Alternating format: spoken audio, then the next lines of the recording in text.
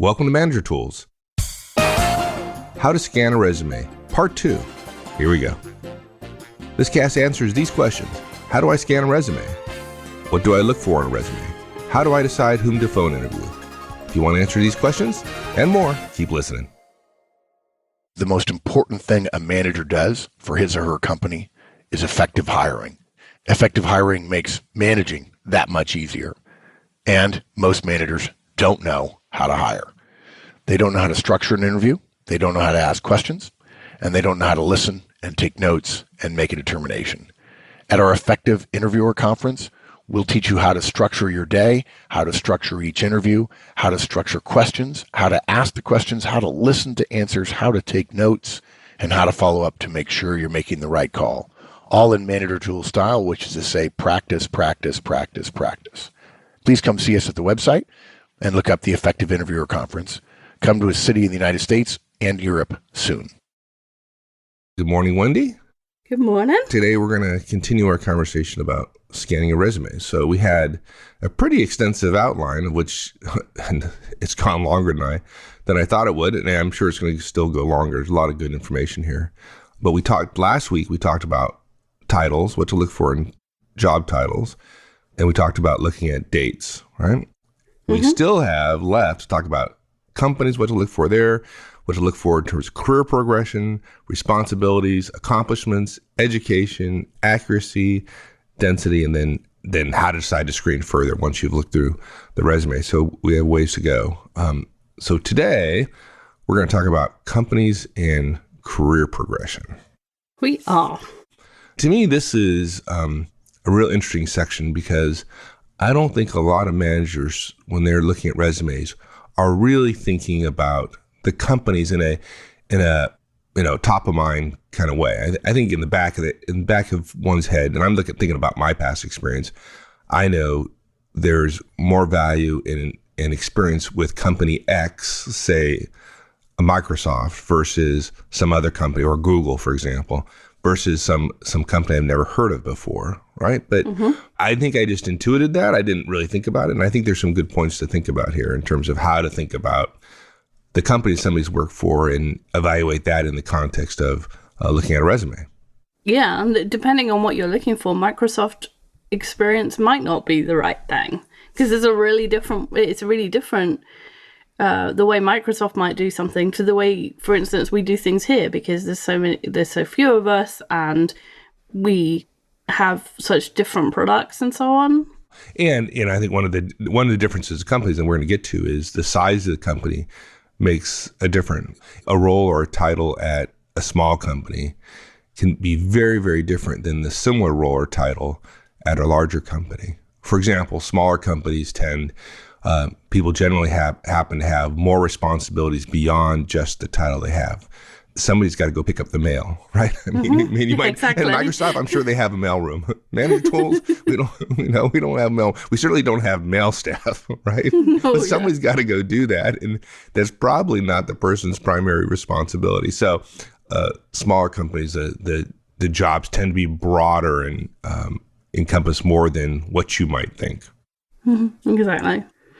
So the problem is that if you're looking at a resume and you only look at the job titles, the same job title at two different companies could be completely different. And it depends on the quality of the company, the size, the industry, the stability, how fast it's growing. There's all sorts of things that play into what a job title means on the ground, and what the candidate was actually responsible for, whether it was bigger tasks or smaller tasks, whether the quality standards were high or low, if they work with really good people, effective people, or really hard to work with people, or ineffective people, what kind of systems they use, whether that's like yours or unlike yours. All of that plays into how effective somebody's going to be when they work for you. And you can't really tell that just from the job title. You have to be able to look at the company as well. Yeah, I think it's true. I alluded to it earlier, right? Some companies provide notably better experience than other companies. I mean, I think it's generally accepted industry-wide. You tell me if I'm incorrect, Whitney, but experience with the best companies, right, is probably 2 or 3 times better than most other companies, right? If you're talking about getting people from the cream of the crop. Yeah, at least. And of course, like, then you've got to ask yourself the question, so which companies are better? Yeah, and why, and how do we figure that out? And unfortunately, there's really no easy answer, but you have some general guidelines that you're going to walk us through. The first thing to do is to find out who they worked for. If it's a company that you don't know the name of, then you don't need to assume that you can't find anything out about them, because internet and Google, there's so many sources of company information that there's no reason not to try and look.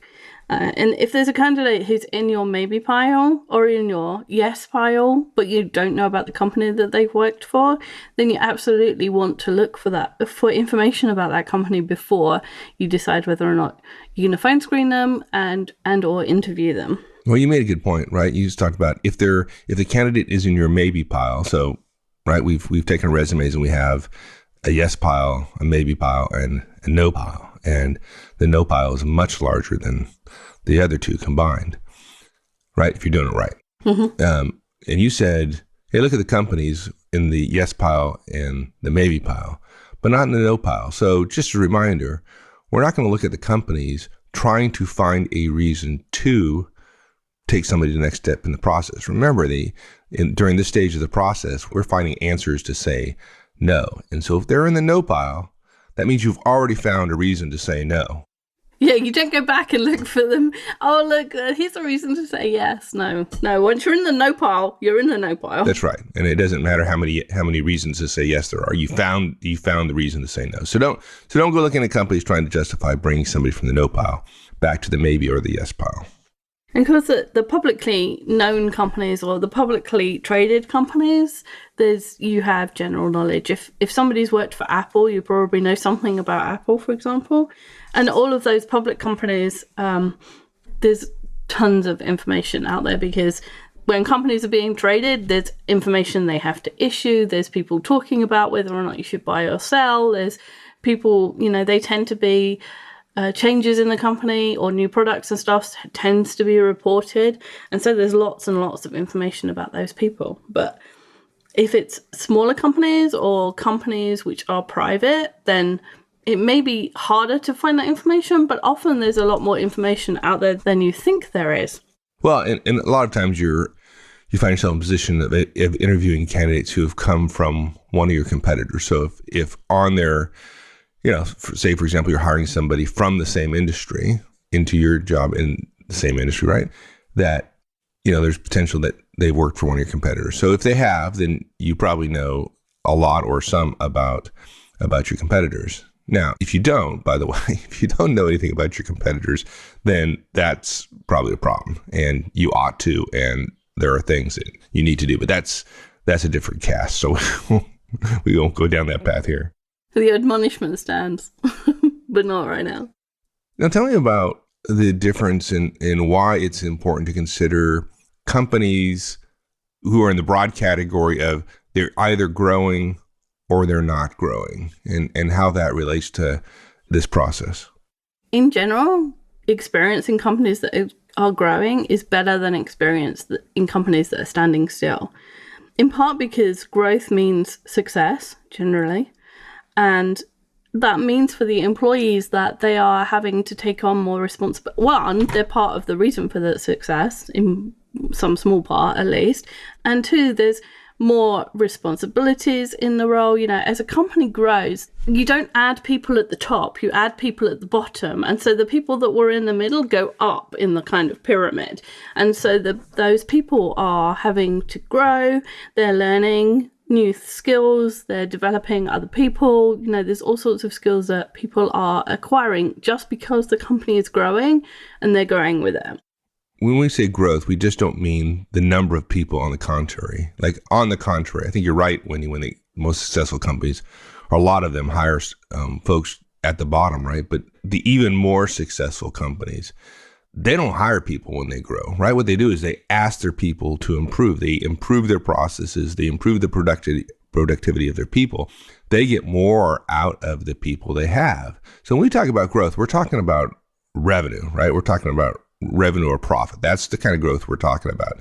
And those that grow in revenue and grow in profit and don't hire a whole lot more people, if any, those are the ones that we really are interested in, because those people are being asked to do more. They're growing. They're becoming more skilled at what they do, or they're doing what they used to do in half the level of effort.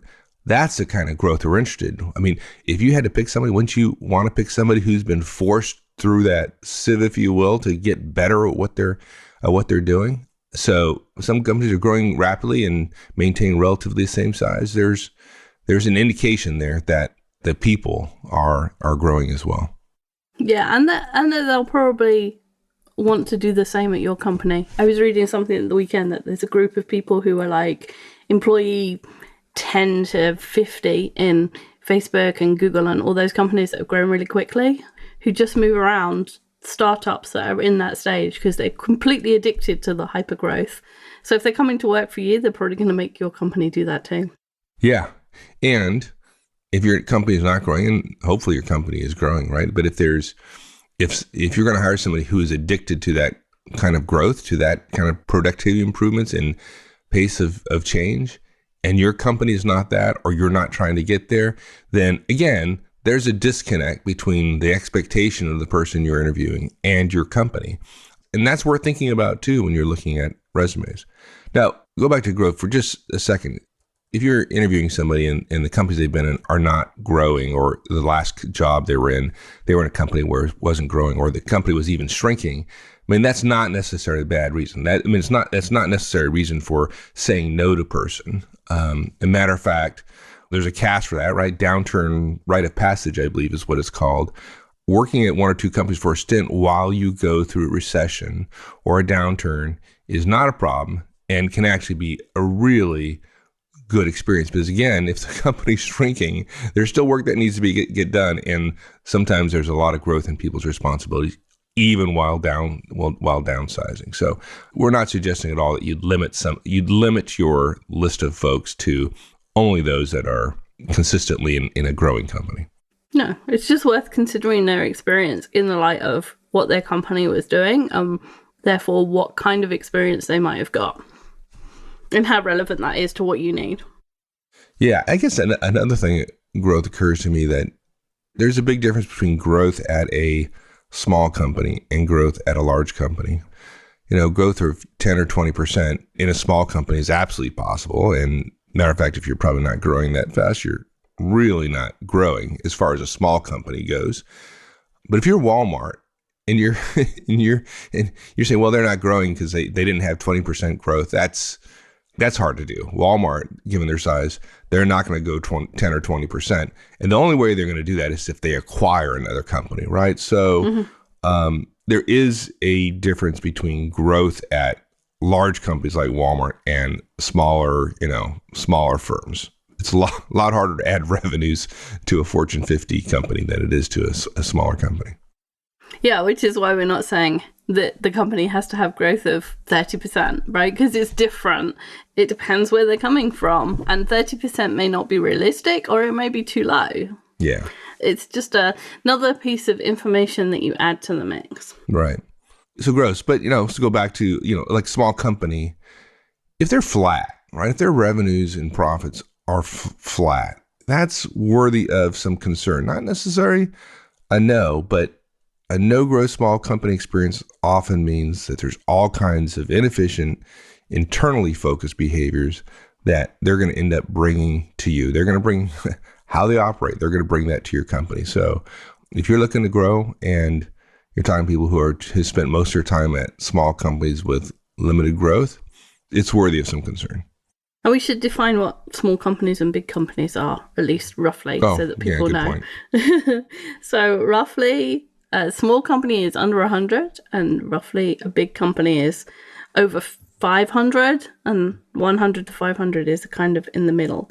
And even a company that doesn't think it's small at 100, because it's got 100 employees, and maybe the people there remember when there were 10, and so now they think that they feel like they're big because they only know the names of some of the people rather than being really close to all the people that they work for or work with. Under 100 still has a lot of similar characteristics and tendencies with small companies. And there's a kind of breaking point at 100 where you start to have to change things to deal with that many people. And so then things change at 100. And then between 100 and 500, they kind of say roughly the same. And similar companies will have similar systems and so on. And then at 500, that's when there's another breaking point, and you really start to have to think about big company characteristics like having a legal team and an HR team and having policies. And that's right. And the distance between the person at the top, her, and the folks at the bottom becomes much wider. And the fact is, CEO, she doesn't know everybody in the organization, that's for sure. And so then it starts to take on the characters of a large company that's 1,000 or 10,000 or 20,000. So yeah, I think that's pretty good guidance. 100 or less, small company. 100 to 500 to immediate would be kind of, we classify as a medium size, and then over 500, just think about them as big. Yeah, if you can get all the people in one room, it's definitely small, even if that room is an aircraft hangar. I talked about earlier about, different growth companies and non-growth companies. So don't assume that if you're not growing, you want to hire somebody from someplace that isn't growing, right? Mm-hmm. I think the assumption is that we want to grow, we want to get better, et cetera. So all things being equal, you want somebody from an organization that is growing, right? That brings that stuff to you. Now, let's go back to big and small companies. If you're asking someone to make a move from a big company to a small company, or from a small company to a big company, and they only have experience in one size, that's a red flag. Again, it's not necessarily a reason to rule somebody out, but it is a reason to ask about the change.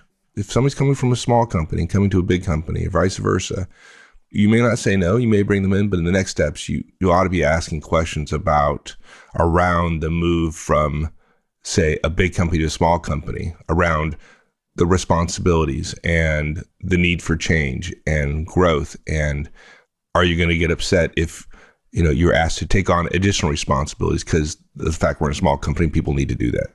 Yeah, it's a very different experience working for a big company than a small one. I always said I wanted to work for big companies because then there was somebody to fix the photocopier and I didn't have to do it.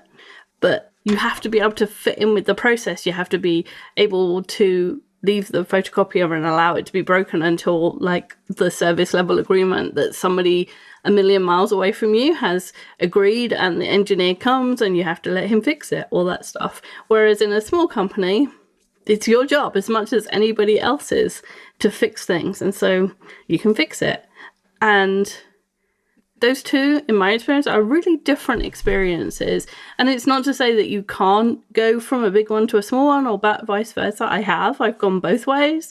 But I think if somebody only had big company experience and they were coming to a small one, I'd really want to ask them, hey, do you understand what's going to be different? And have you thought about it? Do you understand what it's going to be? Have you thought about how you're going to deal with that?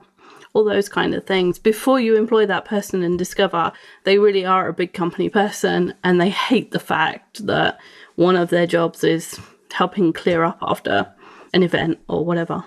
Yeah, or like emptying the garbage, or just one fright. There's not somebody the magic garbage can fairy doesn't show up at night and walk through all the offices and empty the garbage. And I've seen people rebel at that kind of stuff. What do you mean? What do you mean I have to take out my own garbage? Yeah, well, we don't have a janitorial staff that comes in and magically empties out your garbage can.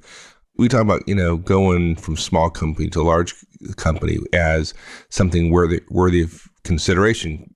It gets worse if more than one characteristic changes. For example, let's see somebody is coming from a large company in a different industry to your small company, right? In a different industry. That's really worthy of consideration. If two things are changing, right?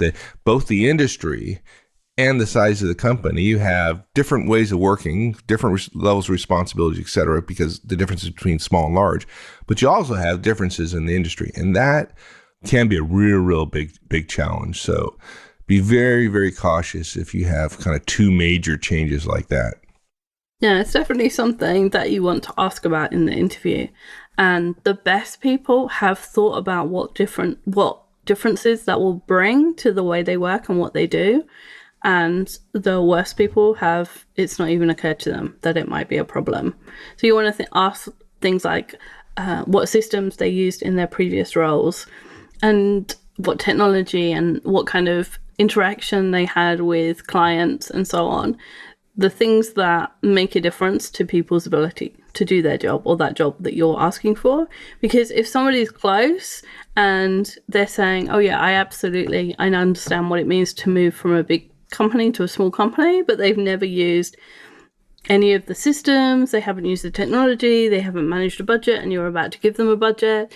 There's too many things that are new, and that presages difficulties, if not catastrophe, I think. Yeah, all these operational disconnects, right, cause difficulties in their effectiveness at the beginning of their relationship with you. And it's tough to get through. So make a note of that stuff on the resume, right, so that you can cover it when and if they get to the screen interview or come in for a face-to-face interview later. Mm-hmm. And it's absolutely fine to ask those things, because those things are going to impact their effectiveness in the job. So you don't always have to ask questions that are pointed about technical ability or pointed about scenarios that they're going to face in terms of customers or whatever it is their specific job is, but just how they're going to work in the company. That's also very valid and essential if they're moving, like you said, between a big company and industries. You can almost guarantee there's going to be tension, and therefore you want to make sure that that person is understanding enough that they're going to do things that mitigate that tension.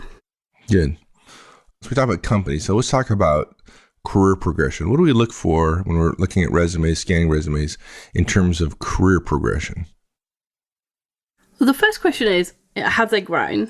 And you would hope that an employee has started somewhere and become better, or become more senior, or taken on more responsibilities. But there is a bunch of different ways in which people can grow, and they're not all about job titles. Right. I think that's the first mistake, right, that hiring managers often make is, oh, well, if the person wasn't a developer and then a team lead and then a manager and then a senior, I mean, there's lack of growth there. And that's not true at all. And if somebody wants to be an individual contributor in a technical role, there's all sorts of ways they can grow besides changing job titles, right? Yeah, exactly. So somebody might have been in similar job titles for a long time, maybe like 10 or 15 years. And, all of their job titles have developer in them, for example. But as a developer, you can look for, if you look at the responsibilities, you can look for changes in the role, more responsibilities. So for instance, they might have only been responsible for typing code in the first couple of jobs, but then afterwards they're responsible for putting their code with other people's, or they're responsible for some of the QA work or some of the strategic work at the beginning about architecture. And all that still might be covered by the job title developer, but it shows that they've been growing.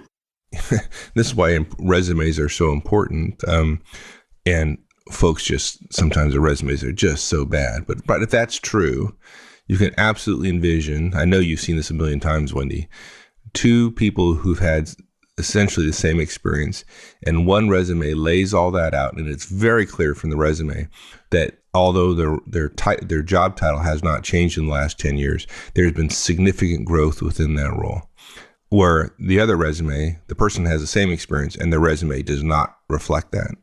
And it's sad. And folks, your job is not to try to figure out whether the person is really, really good, yet has written a very poor resume, versus, whether the resume is an accurate reflection of their experience and value to you.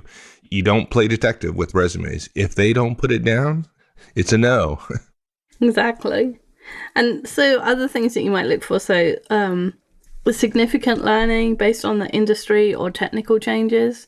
If you can see that somebody has been on a bunch of projects and all of them have been the same technology in different industries or different technologies in the same industry, there's some growth there that has to happen in order for somebody to be effective. And you might even see somebody staying in the same role and not have any of that learning, but they've increased in their mastery of the skills. They've learned new skills in order to be more effective in that role. They might be teaching or mentoring others. They might be leading people in a small way. They might not have manager in their title, but it might say in their responsibilities responsible for people who are tasked with whatever. And so that's another thing you need to look for. You need to be careful assuming that someone who does not have manager in their title is not a manager, because those two things don't necessarily go together. And if somebody doesn't have that kind of stuff on their resume, they probably don't have it. Like you said, you can't go investigate. If it's not on the resume, assume they don't have it, because 90% of the time you're right, and the other 10% people don't know how to write a resume, and that tells you something in itself.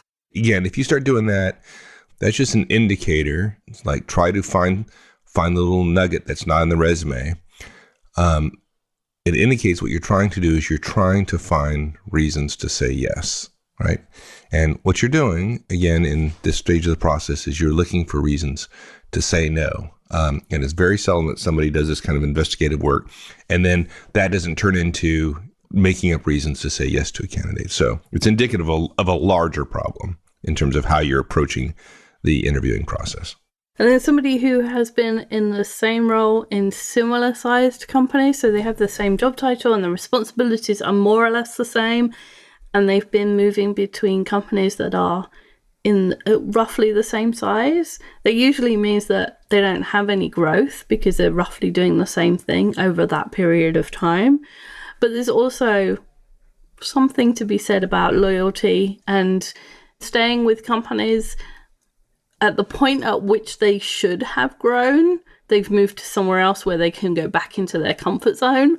And potentially also there might be something to be said about relationships as well. It's like if somebody only lasts 2 years at every company and then they move to another company and do exactly the same thing or very close to the same thing, there's something there about why are they moving? And often it's relationships. They just come to a point where they can't get anything done. Right. So like if somebody's in the same role and growing in a small company and has been there for 10 years, right, the resume would show that there's growth there. The real challenge is, I think you're saying, is somebody who is performing the same role, same responsibilities, moves every 2 years laterally, right, to the exact same position in another company. That's indicative of a problem. They're not growing, and most people are growing within a company. They make a move, not just lateral, they move up in terms of responsibilities, right? And the lack of that growth, the lack of that vertical growth is a concern to you. Mm-hmm, exactly. Okay, so one more in terms of growth is a kind of warning, I guess. Don't hire someone into a managerial role if they've never been a manager before.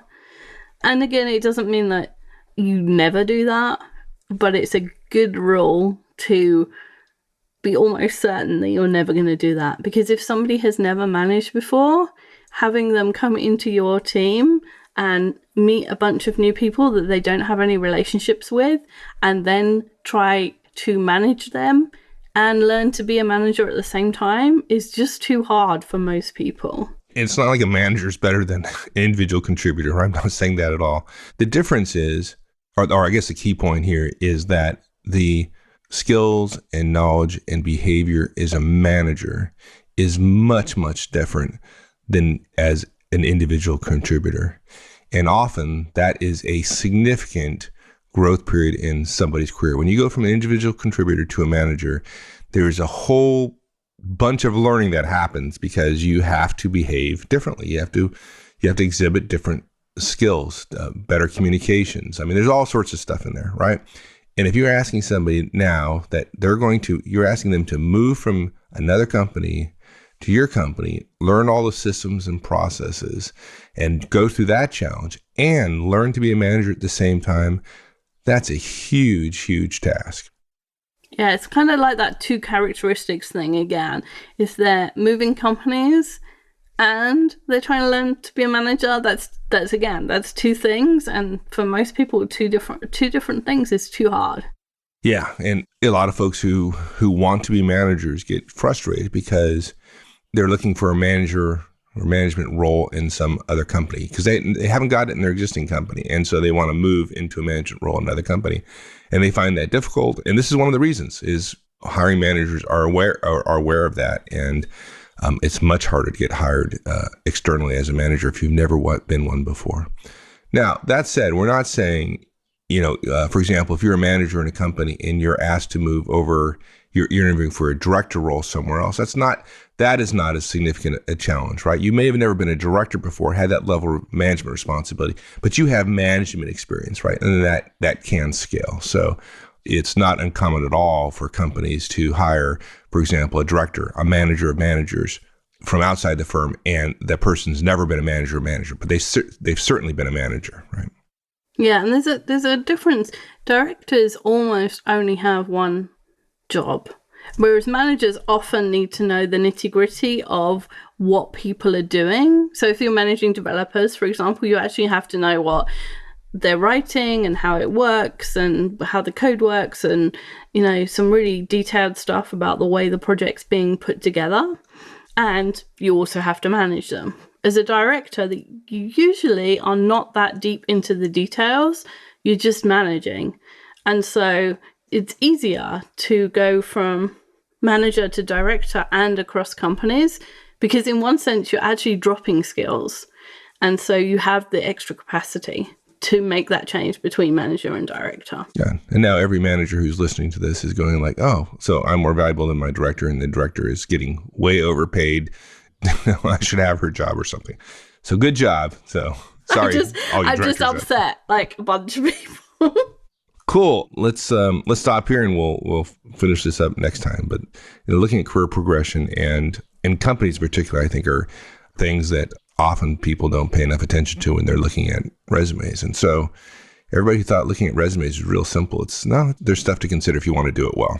Yeah, that stuff about companies you could ignore it, but actually if you look at it, it tells you way more than you expect. And so it would be a real shame to miss that stuff out or not to look at it and really think about it and miss a whole bunch of information about the person that you're thinking about hiring.